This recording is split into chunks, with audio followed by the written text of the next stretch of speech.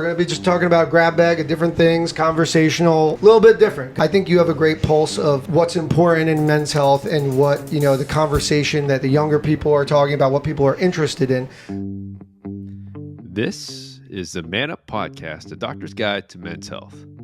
If you've been enjoying listening to our podcast, please hit the subscribe button on YouTube, Spotify, and Apple Podcasts.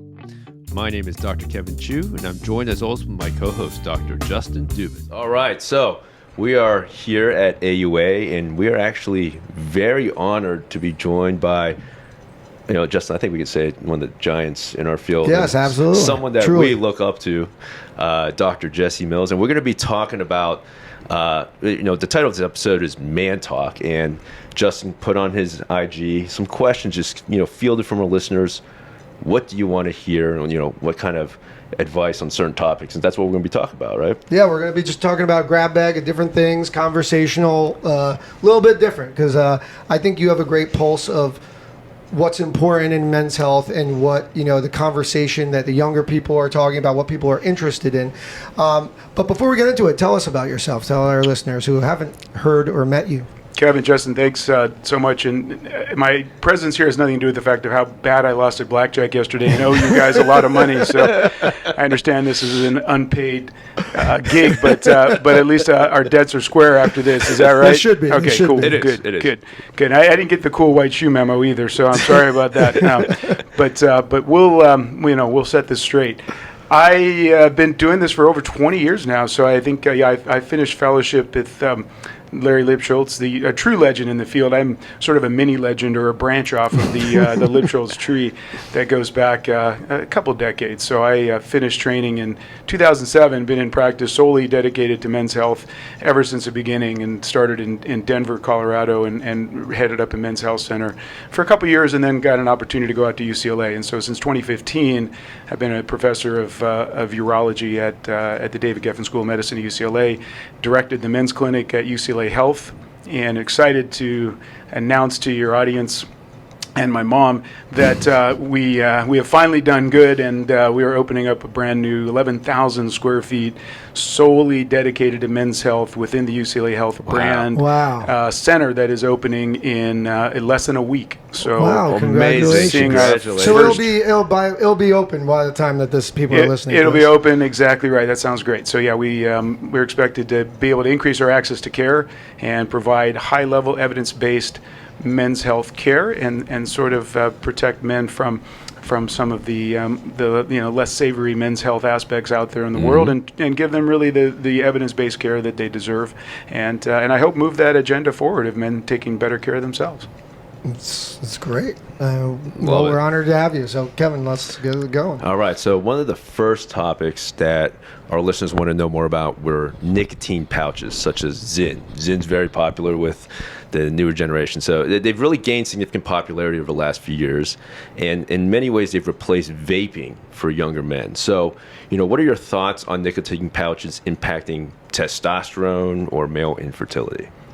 Well, those are the two things that we don't know anything about. The third thing that we know a lot about, though, is that we've done some work on UCLA on this, is its effect on blood flow to the penis, so erectile dysfunction. So it stands to reason. I mean, it is a stimulant, and I think just the nicotine itself as a delivery, or the pouch as a delivery for nicotine, is if you had to say, what's the best way to do it? It may be somewhat better than vaping, somewhat better than smoking, because you're not, as a survivor of the recent Palisade fires, I can only imagine what's in my lungs right now. But that's a cigarette on a daily basis times 20 to 40 to whatever your habit is.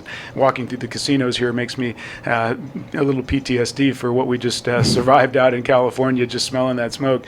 And so I think we know cigarettes are terrible because it's not just the nicotine, but it's all the other things, the ultra processing they put into tobacco to make it more palatable, just like ultra processed foods, which is probably another podcast. But it's the same idea. You're engineering. And vaping, maybe there are fewer additives, but it's still going into the lungs. That probably has a worse effect. Certainly, we did a great, Dr. Jacob Rafer is really another legend in the field, giant, and his lab down at Harbor UCLA UCLA did a study a few years ago on how vaping has about the same, if not the same amount of detriment to penile blood flow that cigarette smoking does. So it's the same. So most likely, as you're derivatizing this down to nicotine, then I think you're going to probably see the same thing with the pouches. But again, there's really not, to my knowledge, been any studies of it. So from a testosterone standpoint, if you look in general at people that are in that sphere that are using nicotine to get through their day, most likely they have other lifestyle habits that will be difficult to tease out, whether or not it's the lack of sleep, whether or not it's the lack of exercise, whether or not it's other things they're deciding to do, eating terribly processed foods that are going to lead to impaired testosterone and therefore a bad effect on male fertility.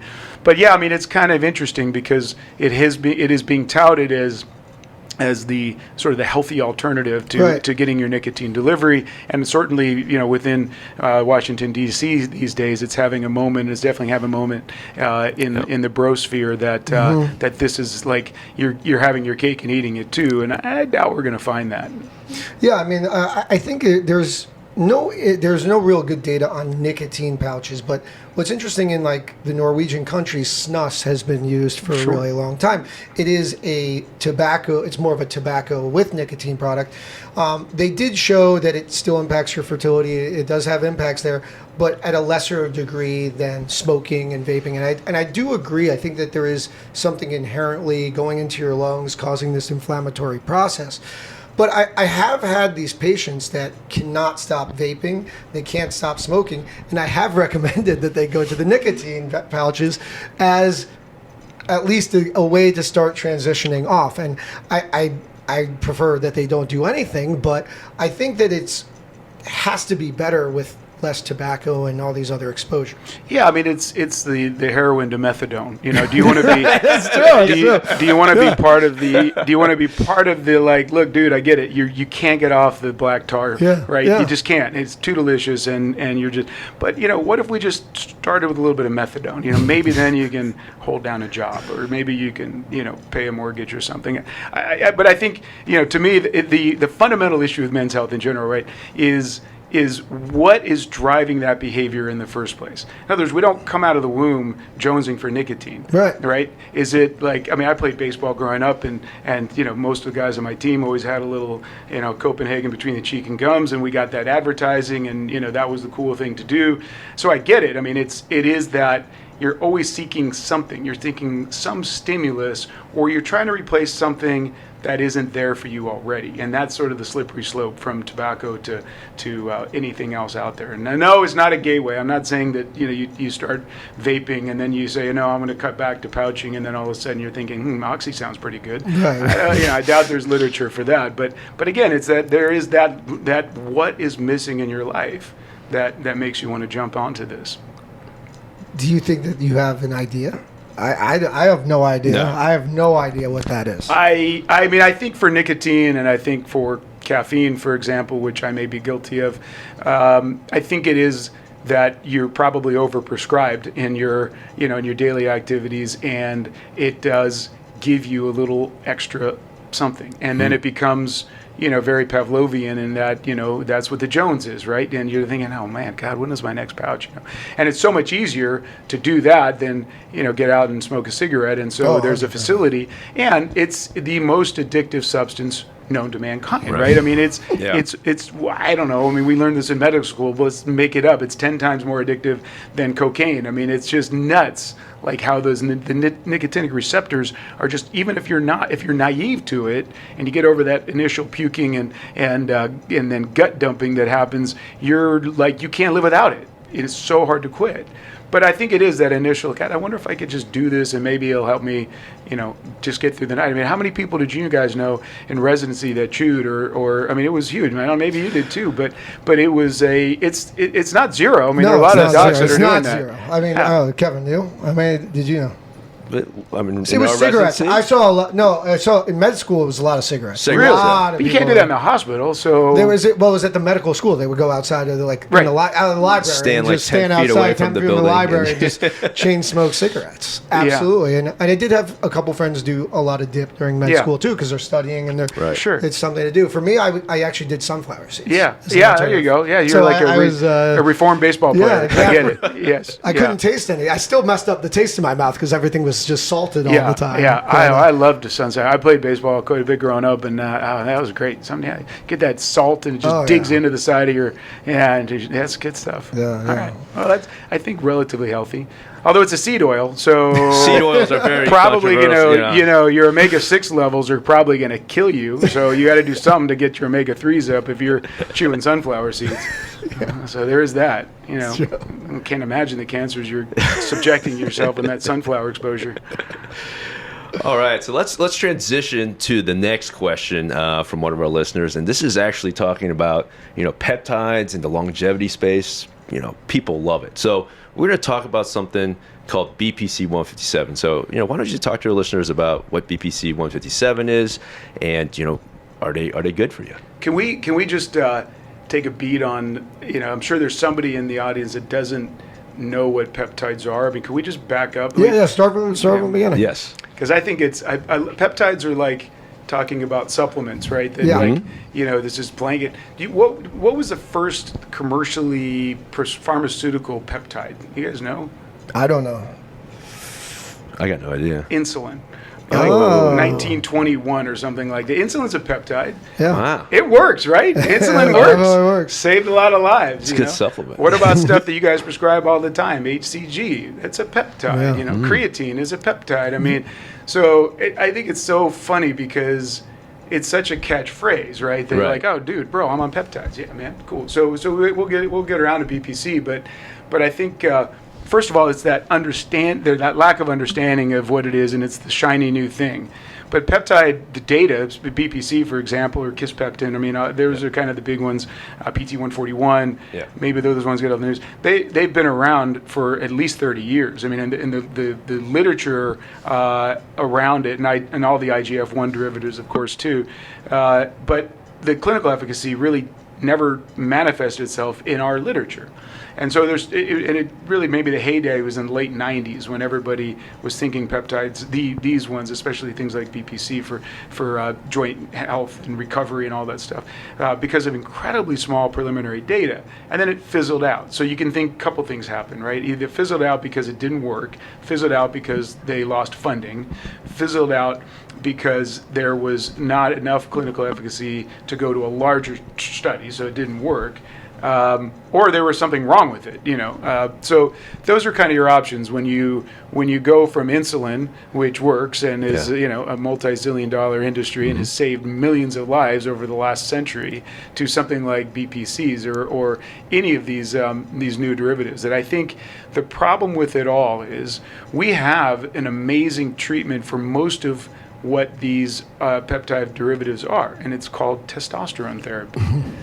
And testosterone therapy, and including the anabolics, if you want to kind of go way off label, Right. have a way better ability to recover. DECA is a better recovery drug than any of these Yeah. new peptides. So if you want to get into it, I think it's always trying to biohack and thinking, yeah, man, I mean, peptides are great. If you go online to try to buy a peptide, you can get them delivered to your hotel room, so we can have some tomorrow and have a little peptide party. Yeah, exactly. So you're thinking in the same way I'm thinking, yeah. Justin. Yeah, exactly. And yet there's no sort of legitimate pharmacy that would carry any of these. But they're all done through, I don't know if people can see research quotes. I can't remember how much is this. If you're listening and not watching, I put my fingers up in quotes. Research labs that say very specifically disclaim this is not for human consumption outside of clinical trials. This is veterinary BPCs, right? So anyway, I think that's my answer to it, is that we already have way better drugs out there that have great FDA approval, have an amazing literature behind them, but they're not cool anymore. Like maybe testosterone's just not cool anymore. I think testosterone is still very cool. People are really into I find it cool. testosterone now. Yeah. Okay. But I would argue this. Now, not everyone's a good candidate for testosterone. So what? Who isn't? I mean, people who have who don't have low testosterone. They're Well, taking what is BPC. low testosterone? I'm going to just push back All right, on you. I'm going to be the candy man Yeah, here. that's fine. I think you have to be symptomatic of low having signs and symptoms, and B, the guidelines say 300. I think we all agree there's wiggle room there for sure, and seeing how you're feeling. And but I do think that not everyone wants to be on testosterone for life, right? This idea that I'm going through a recovery, right? I think a lot of people say, I had an elbow surgery. I want to hit BPC just to, at this short time frame, to optimize my recovery period. Yeah. But no, I'm really curious, actually, Dr. Mills. What is your approach? Yeah. Like when you tell patients about low testosterone? Well, first of all, I think Justin just sounds like a package insert in a houndstooth sport coat here. I mean, I like that. Yeah, that is not what we do. And I know, Right. I mean, I know that you're staying on label for whatever reason, but yeah, I mean, I think that and to circle back, I think is great. I mean, the bottom line is, I don't think we've ever seen any danger for many of these newer, by newer I mean over 30-year-old peptides that are making a resurgence because people are selling them, not for human consumption, to be clear, but they're out there. The answer is, I think that the testosterone world is very tricky, and that we right now have an understanding that we should probably talk. I mean, I don't know. This is kind of, we can talk about the new label change, right? I mean, that's like the biggest news out of the AUA, unless somebody else is, unless you're talking to other people about it. But right now, signs and symptoms in our guidelines and a testosterone less than 300, totally agree with that. Those are the easy guys, right? What do you do with a guy that comes in that has a total testosterone of 340, whether it's in the morning or 4 o'clock in the afternoon, and they've lost their morning erection, they've lost their libido, they're putting on truncal obesity, maybe their bone density is going down, maybe they're getting some sarcopenia, maybe they're grumpy, and you're like, bro, 340, man. No, I'm You're 100% good. giving them testosterone. Right. Maybe I'll reframe my answer then. Right. I do think that there is a range. It's not. I don't believe that 300 is the Sure. number for everyone. And we also have age adjustments as well now, right? Came out of you guys, right? Juan Andino in the house. So, That's right. so I mean, I think that it's all relative, right? A guy who is 25 years old, 30 years old, and his testosterone is 370 is low. Yeah. So, I mean, it's all subjective. I also struggle to tell someone when our goal therapy level is at least 450 that if you're not, I will treat you at 351, but I won't treat you at 375, 400. It doesn't make sense. So I agree with you. There is an individualized range that I think am willing to treat, and I do treat. And there's also the argument that, why are we waiting for something that's going to happen at some point, right? But I guess let me ask you this, and I'm not saying I do this, by the way. I mean, I'm at a major academic institution. Right. I see lots of patients, and I think I do things pretty guideline generated. Yeah. But we're just talking. Guidelines are guidelines. Right. They're not rules. They're not law. But so what's the worst that happened? If a guy comes in, testosterone is 600, he has all the symptoms of low T, feels awful. He's like, bro, I'm dying. Tell me, what can I do? What is the worst that happens if you put him on testosterone? Well, probably the dependency, and if he wants kids, and fertility. Okay. It's probably the two things I would say. What do you think, Kevin? I mean, have you had a guy? I have plenty of guys coming in 550, 600, but they're like, Doc, I'm not just got those hypogonadal symptoms. I'll check a free T. I take a look at a free T. But what I personally do, I put them on some HCG usually. Okay. Give them some peptides, I guess. Yeah, there you go. Right, because you're not suppressing their endogenous production, and I think that's key. I agree with you. I mean, I think you said dependent. So when I counseled these guys, the first thing is obviously, which we haven't talked about, is lifestyle management. Of course. There are plenty of 600 guys with T's of 600 that still have things that we can improve in their lifestyle. Sleep, eat, move, sleep. It's the classic, right? So there's that. But I do usually talk these guys out of TRT by saying, I'm going to have you at 600, and I'm going to give you a shot of SIP right now in the office. It's going to be great. Your T is going to go up to 1,600. And then 10 days from now, your T is going to be below when you walked into my office. It's going to be 260, or maybe it'll be 200, or who knows, but it's going to be less than 600. And then I see you next week, and I'm going to give you another shot, or I'm going to give you do this at home. Then eventually, those are the guys that you've committed to long-term TRT. And so the worst that happens, I think, functionally, and by the way, that gets most of my guys into not wanting to go on TRT, and we look at other reasons, evaluate root causes, but that gets you down to a very few number of people that will either say, "That's incredible, thank you. I know that I need to live at 1200." And then you get a lot of other guys that you suppress them for long enough, and they don't feel any better, because they probably have an androgen receptor threshold that puts them where 600 is just right for them, and they need to, stop drinking, get off the Zyn pouches, and get back to the gym. So you think it's okay for some people to live at 1200? Sure. Yeah, I think it is. I mean, again, the other thing we didn't, from a fertility perspective, yeah, right. I mean, obviously it's great birth control. It also is really good stimulus to bone marrow to make more red cells. So you have to worry a little bit about staying on top of the hematocrit. And so those are the two big things that I say. And plus, as you said, the dependence, which I'm not sure I call it dependence, but at least the need to maintain levels from a pharmacologic standpoint. Right, because I think people get confused. It's not, you're not addicted in any Right. capacity. It's just you feel. But it does make me a little bit more of a stickler with the language, because a lot of guys come in and they say they want to supplement with testosterone, and there's no such thing, right? I mean, it is replacement. You're taking whatever T you have, whether it's 20 or whether it's 900, and I am replacing it for you, and I will be your dealer for as long you want to come in. I am the guy, with the black bag. It's true. Back to the BPC though. Oh yeah. Well, I try to avoid it because I'm like, you know what? Because I think this is all noise. I mean, if you guys, obviously, I need to do less implying and more direct. I mean, I just think all of these things are noise. And so I've never written for it. I've written for a little bit of PT 141. Yeah, that's good. Yeah. I don't do a lot of the secretagogues in general. I think, again, Larry Lipschultz probably has the best paper out on it. And if you read between the lines, or if you actually read the lines of that paper, I think 100%, or at least 98.7 or some number, were on TRT. Yeah. And that does the heavy lifting. And again, and it goes back to, the NIH did this study like 25 years ago it was a triple arm study on TRT alone, TRT plus G, growth hormone, actual growth, and growth alone. And the guys in the TRT arm did just as well as the guys in the TRT plus growth, and the guys in the growth didn't get jack out of this.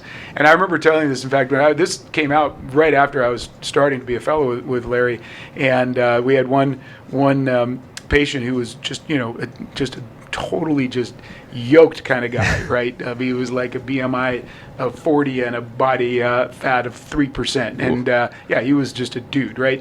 And he was like, they did the study all wrong, like the dosing was all wrong, and that's usually what the believers will say, is that what you research and what you do in the back of Gold's Gym are two different things. And I think for those men that have done everything they can to modify their lifestyle, and they focused on their macros, and they're sleeping 9 hours a day, and they're staying away from their nicotine pouches, callback, all of that stuff, then I would say, fine, then you're living at that asymptote. Most guys are not living at the asymptote. Right. And so if you get to that level and you want to do these, maybe that's just the amount of PED you need to recover a little bit faster. But the problem is that if you just want a quick fix, and you're walking around with a BMI of 40 and your lean body mass is, whereas your percent fat is, say, 18 or 32%, you got some work to do before you're going to get anything out of these peptides. So again, it's sort of this harnessing of, this is easy, and I'm going to do it. And that's where the marketing is. Instead of really working on getting to that asymptote of your own personal fitness journey, personal health life journey, I'm not going to do anything. That's a fantastic point, because that is where a lot of marketing is, right? They're just like, they're just selling, this is an easy fix, or it's a natural thing when all of this takes work, right? Yeah, I think that we've seen all these patients where we put on testosterone, they were overweight, they, felt like shit. They feel a little bit better, but they come in, they go, I've been on this for 6 months. I'm still fat. I'm not jacked. Yeah, I'm not What's jacked. next? It's What are like, you giving me? Yeah, Right. it's like, Right. well, dude, have you gone to the gym? Have you No. changed your diet? Absolutely not. It's not. The medicine Yeah. can only do so much. Oh, there are the GOPs, which Those are the- that's a good fix. That works. That's a good fix. That's true. A little T, a little O. So let's change the subject a little bit. So something that we constantly get questions of in our office as men, very penis-centered people. Well, you get those guys. Wow, I'm in LA. I don't even know. So we always get the question, can we make it bigger? Can we make it bigger? So is there a way to actually make your penis bigger? My penis? No, I'm good. Thanks, man. I did not know how personal this podcast was getting so quick, but I am sitting with my legs crossed for a reason.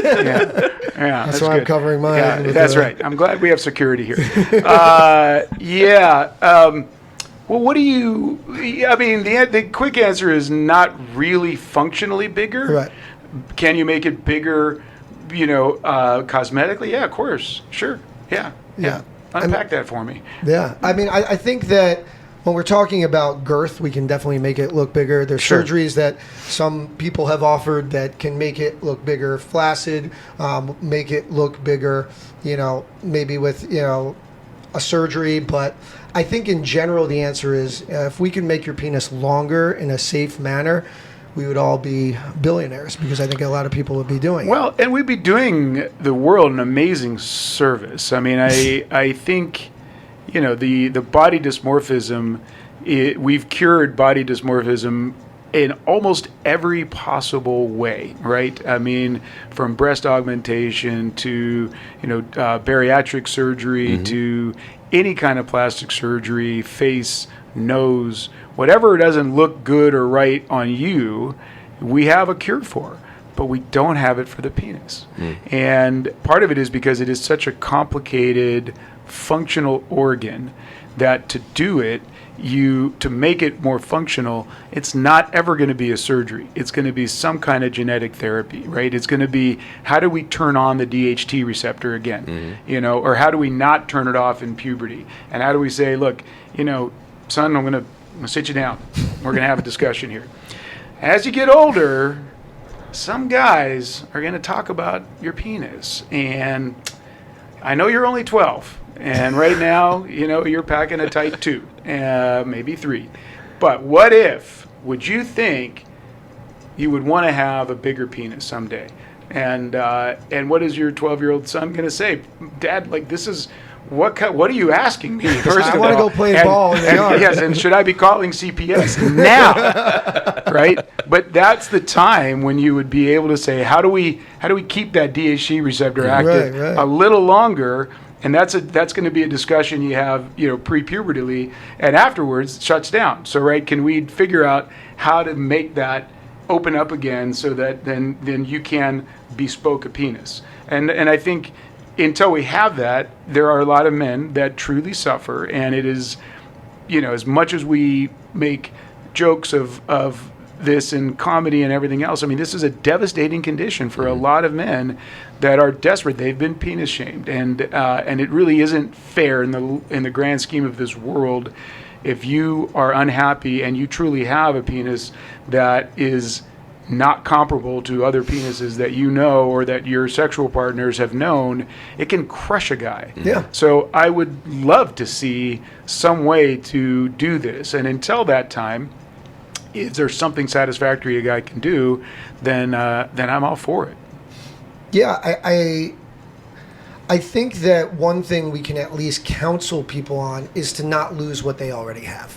Okay. And I think that, atrophy of the penis, gaining weight, these are all things that can make your penis look smaller as we get older or as we get larger. And so I think, taking care of your health, and one way to motivate men is, identifying lifestyle things, eating healthy, exercising, can preserve your erections, can preserve, your health, reduce your belly so that your penis stays your penis, and it doesn't even, if it's something that, guys come in, they go, my penis is smaller, and they put on 50 pounds in the last, year and a half. So Right. I think educating men in that capacity, we can at least prevent them from getting to a situation that they're not satisfied with. Well, I will. I mean, I don't want to derail this too much, Yeah. but you did bring up a point you reminded me of in terms of keeping what you have, and you're talking lifestyle. I mean, one of the most devastating conditions that can happen to a penis that can cause shortening, that a lot of doctors will say you're crazy, is Peyronie's disease. Yep. And there are plenty of guys that we see in our practice that have no curvature, no hourglassing, but have lost their stretched penile length.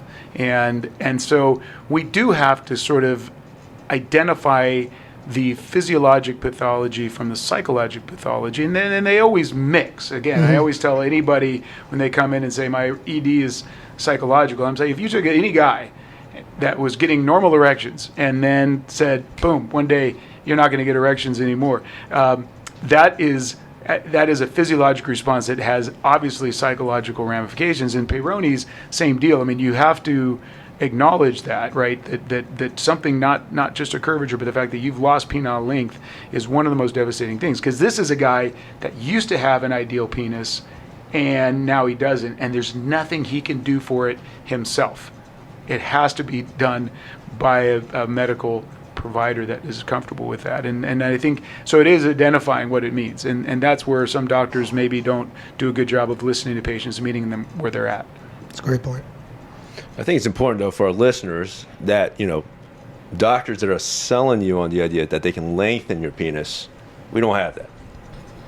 Right? And unless they have Peyronie's disease, we Right, can right. provide them with options to at least restore their length. Right. You know, Yeah. I think lengthening versus restoration, Exactly. two different words, That's- right? Right. Well, then you bring up the point that the lengthening procedures that are out there are what I call the locker room lengthening. Right. Yeah, and that you can cut the suspensory ligament, improve flaccid, the dangle, but you're not going to actually improve the actual- erectile length. But you are, as Justin was saying, I mean, the penile atrophy, loss of smooth muscle from either under androgenization, elevated blood sugars, increased hemoglobin A1C levels, all of the things that lead to endothelial dysfunction. You will lose your length and girth from that, but that's all the smooth muscle. But you're right. Yeah, there's nothing we can do to improve functional length. All right, so we kind of talked about this a little earlier, and it's kind of been a theme. But if there is like one thing that men can do today to improve their health, what would you tell them to do? Yeah, I'm glad. I just realized these last two segments sucked. I mean, we're like peptides are no good. Like, Mills is like, don't do peptides. You're dumb. Just work out more, And now, I Can't cannot do do- anything for this penile length that I'm cursed with. No and nicotine pouches. No nicotine pouches. I mean, let's bring a little sunshine and happiness to Las Vegas here. That I think it is the one thing is probably 1A, B, C, D, but I think it is taking ownership of your health and what can you do. When I wrote the book a couple years ago about men's health and partnering with a good healthcare provider, but what I say in there is that you're going to be in a doctor's office for 20 minutes to an hour out of every year, and the rest of the time you're not. And so other than getting prescription refills and staying on your TRT and everything else, it is the idea of embodying how you want to live your life. And I think those are the decisions we make. I'm not a zealot about, you got to get 30 minutes of exercise a day and you got to get 8 hours of sleep and you got to eat. You got to live your life. And if you understand that the health choices you make, nicotine, can lead to a shortened life, but you really love it, then just do it. But if you say, no, I really want to reset, the first chapters of my book was reset, then it comes down to the fundamentals of doing, looking at what you're eating, looking at how you're moving, looking at how you're sleeping, and then making those little micro changes, taking the stairs instead of the elevator, committing to say, every morning I'm going to get up and do 50 air squats, or habit stacking. You know, this speak. I mean, I just learned what habit stacking was. I've been doing it for years. I just didn't know that there was some cool thing about it, right? But like, when I'm Pelotoning, you know, I'm watching a movie or something, or watching the Dodgers because I have way not enough attention span to sit down and actually watch something. I have to be doing something else. So habit stack. Like when I'm in the morning, I'm making my coffee and it takes about 6 minutes to brew it, and so yeah, I'm doing air squats or something. I'm trying to stretch out and get ready for the day. So find something in the time you already have to do something else. But habit stacking can go really bad too. So I was in the bathroom just before this, and there was a guy in the stall dropping a deuce and talking on a phone and having a business meeting. That's bad habit stacking. Like, finish the deuce, flush the toilet. I know it wasn't you because I saw you walking ahead of me. So I'm not outing you here. I'm just saying, like, there's bad habit stacking too. Like, finish one thing, especially if it involves fecal material. No, it's such really good insight there. And I think the next question kind of flows directly into this topic, right? We've come a long way in the last 10 years, I think, especially in men's health, especially, you know, with DTCs, advertising for us about erections. I think guys have gotten more comfortable talking about their health. And yet, you know, there's still this huge stigma. Guys are not going to a PCP still. They're going to other places. So, you know, why do you think there remains this strong stigma in men's health? First of all, I'm super glad that you led with what you led with this, because somebody who's been in the industry in the business of men's health for 20 years, we have seen improvements. Guys are really, and it's so gratifying. I did an interview yesterday for a journal, and it was the same question because of all these new, you know, podcasts and TikTok segments about men's health, and there is more awareness. And so, yeah, we are changing, and I think a lot of it is driven by consumerism, which I'm all for, because what I will tell you is that I think the general medical community has failed men by offering them something that they believe is a good deliverable. And so when you think about how women are indoctrinated into healthcare, it's traditionally, you know, you leave your pediatrician, you start talking about birth control, right? And the carrot is, you know, you're going to get your pap smear because, I mean, this is obviously before we had, you know, cervical cancer vaccines, so it dates me a little bit, but I assume maybe we're still doing pap smears. I don't know.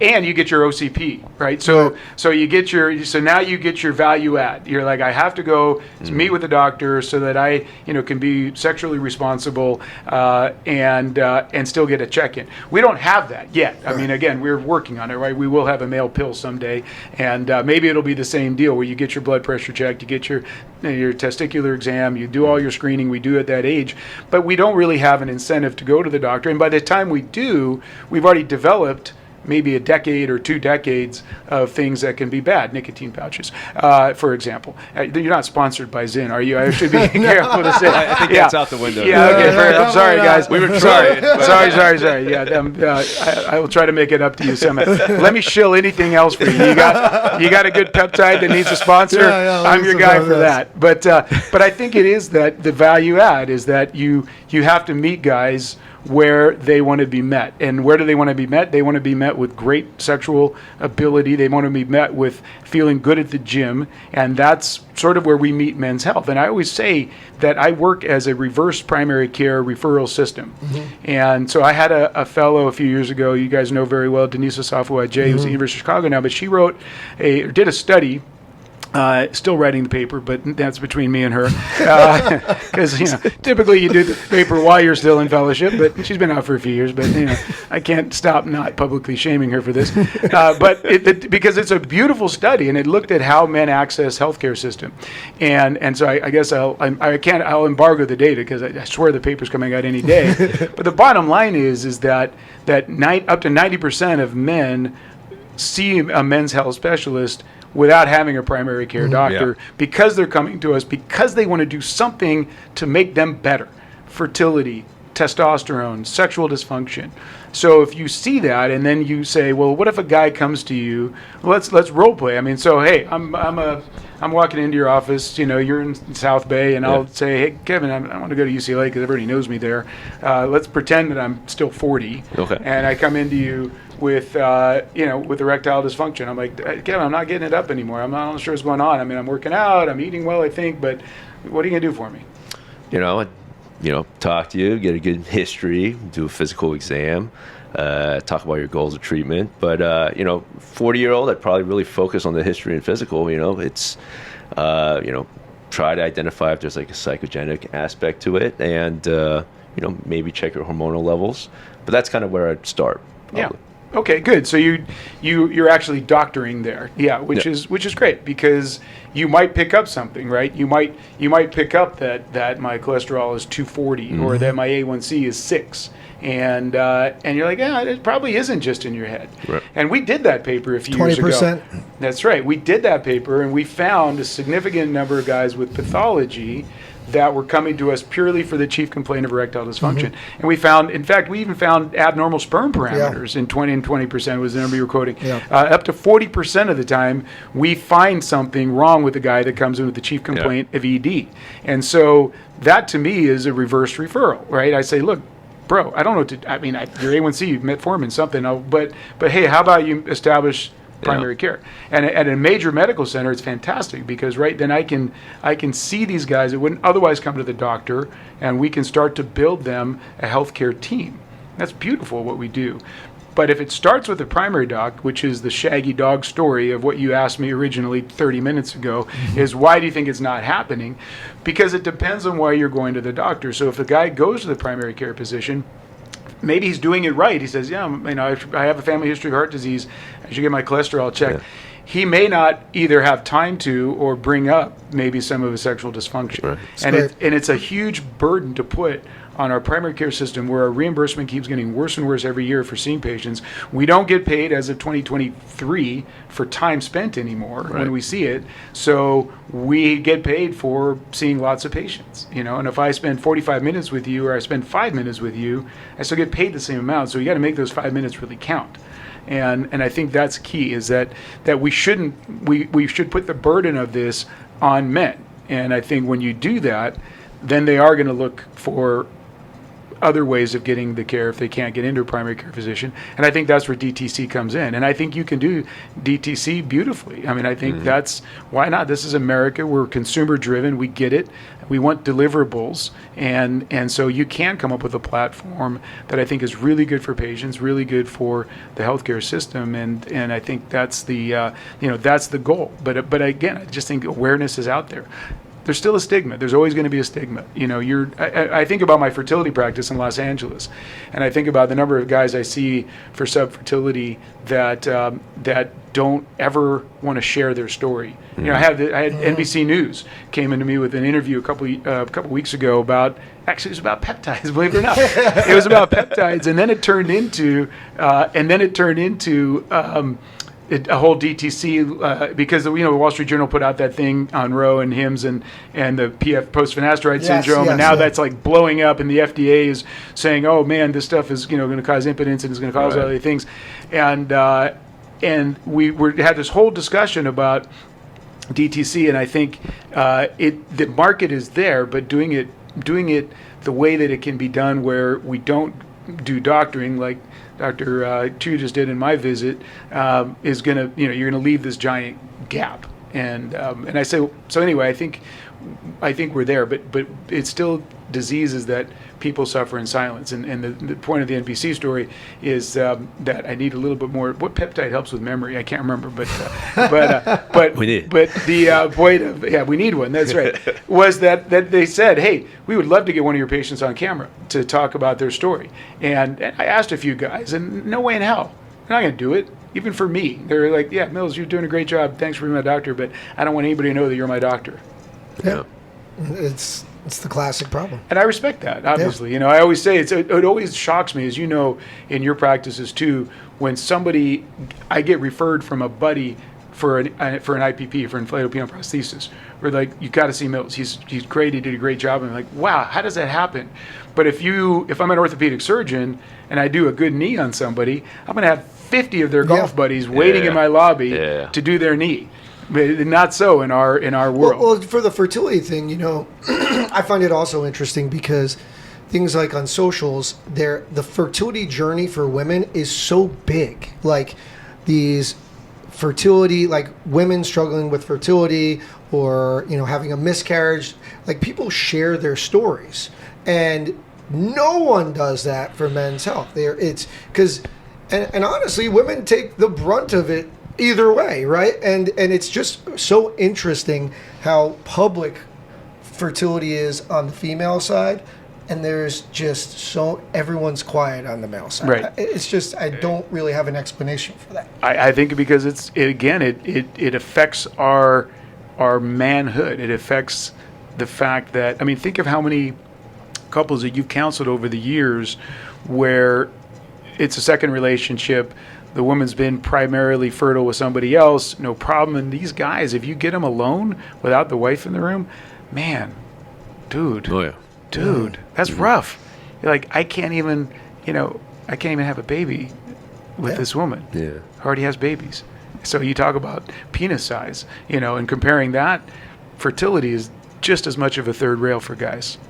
Just as much. And we may never destigmatize it. The goal is to provide an open environment where they know they're going to come into your office and they're going to sit down with you, an expert in male fertility, and have a high-level visit where they can feel that you're giving them the best care possible and discreetly as possible to win that journey. But yeah, there's just not enough of guys like you.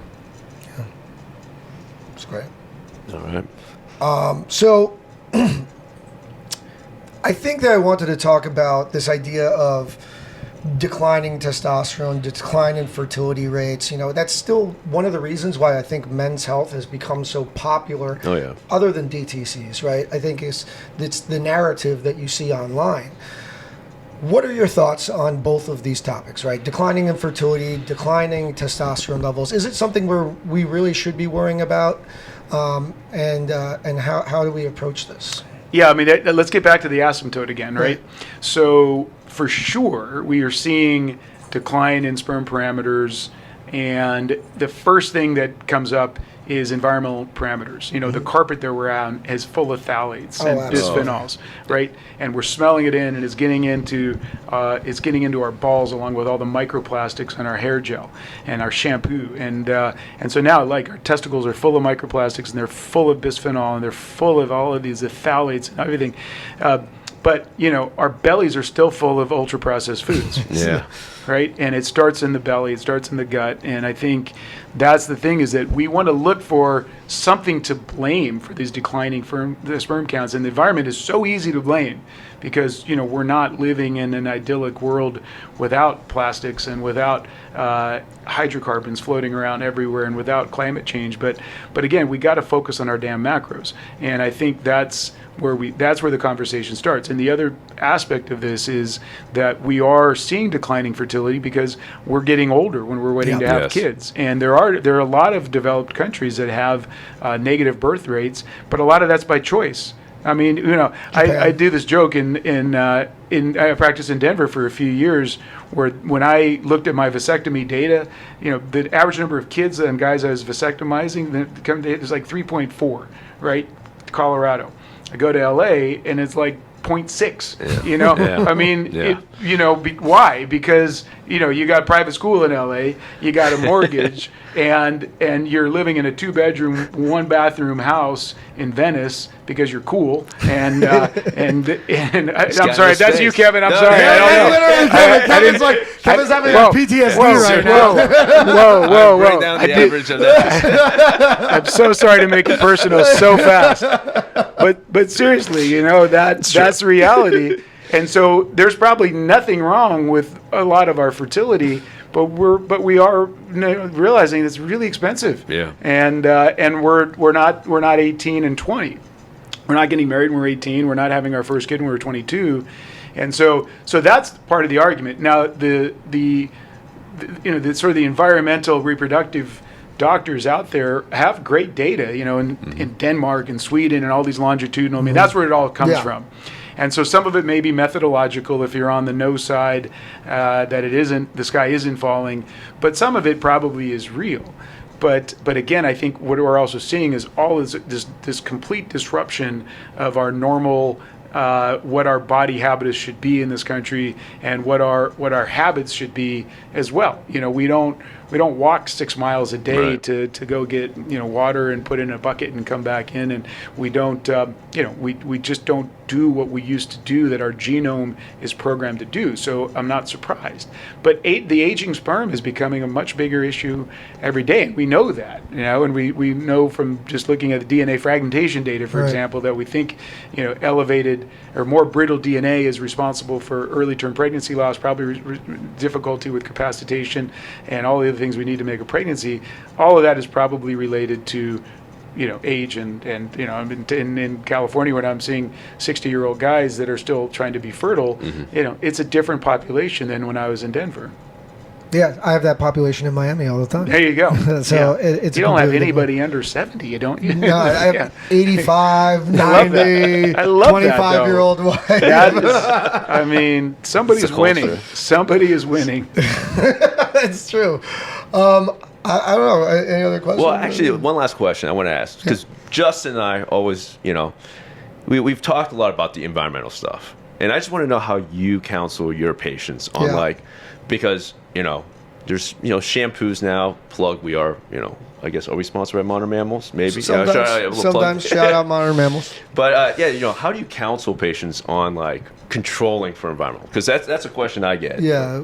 Yeah, I mean, I'm a just keeping it very simple and focusing on the fundamentals, and I think then let's talk asymptotes, because I don't really counsel against huge, I guess against shampoos and additives, because I think most of it is what you're eating, and so I think if you can, to me, the biggest warrior I can be is for staying away from as much ultra processed food as you can. Again, it's a whole different thing to unpack, because whey protein, which we all are doing to get jacked, is a processed food, at least, and somewhat ultra processed, and it's good, but the things that we put in our bellies are probably the things that are worse for the environment. So having said that, yeah, I think getting lots of good fresh air, being in an area with low air pollution, which thankfully LA is once again on the bottom of that list, and the closer you live to freeways, the worse things are. Yep. And so, yeah, I don't know. I try not to fearmonger people, so I don't have that much advice. And I think it is just trying to de-stress. And I think we've overloaded people with fear of just living their lives. But I think people know that they shouldn't be probably eating stuff out of a plastic wrapper. And that they should be growing it or killing it. And if you can grow it or kill it, then you should eat it. Yeah, I think that's great advice. I think, any final thoughts, any final comments before we end it? No, I think this was the most disjointed grab bag of a That's what it podcast was. I've Yeah, ever yeah. done. So I don't know if there's a theme, if you're going to break this up or just run it as Just a gonna whole. run But it. it's kind of fun. It's just sort of like opening up the brain and seeing Yeah. what comes out. But no, this is fun. It's structure is totally overrated, and free talking is 100%. just a couple of dudes hanging out and talking is not a bad way to get it done. And no, it was really a lot of fun, guys. All right, thanks a lot. And one final time, where can our listeners find you? Well, I don't do social media. I'm very proud of that, and so they can find me at UCLA. The men's clinic at UCLA Health is again an 11,000 square foot facility solely dedicated to advancing men's health, both from an academic, educational, and personal growth standpoint. And that's all we're trying to do. Thanks for coming on. This was phenomenal.